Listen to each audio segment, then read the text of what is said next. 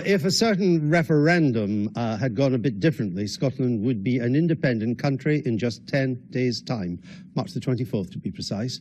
Those wanting to leave the UK didn't win that argument in 2014, but that hasn't dented the fortunes of the SNP. It's riding high north of the border.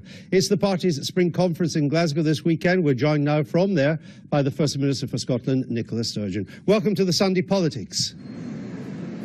Good morning. It's a pleasure to be with you, Andrew. Thank you. Now, if the referendum had gone your way, we'd be 10 days from independence. You'd be taking a massive and unsustainable £15 billion budget deficit, 10% of Scotland's GDP.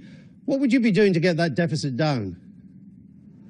Well, we would be dealing with it in the same way that the UK dealt with its deficit in 2009-10 when they had £153 billion, 10.2% of their GDP. Countries suffer deficits, but what we would be doing is building on the underlying fundamental strengths of the Scottish economy. If you look at the last 10 years, our fiscal position has been broadly similar to the rest of the UK. Some years it has been much better than the rest of the UK's.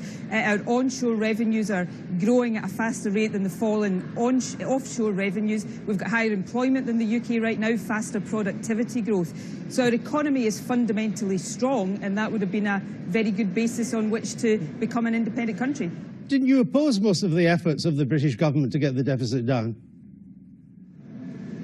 I oppose many of the measures that George Osborne has taken. I don't for a second say that we shouldn't try to get the deficit down. I have opposed and continue to oppose both the speed at which that is happening and the way in which that is happening. But I don't think anybody would deny that countries want to get their fiscal positions into a more stable position than the UK's is in just now. The point I'm making is that Scotland's economy is a fundamentally strong economy, and much of what I've just said to you there illustrates that point. Well,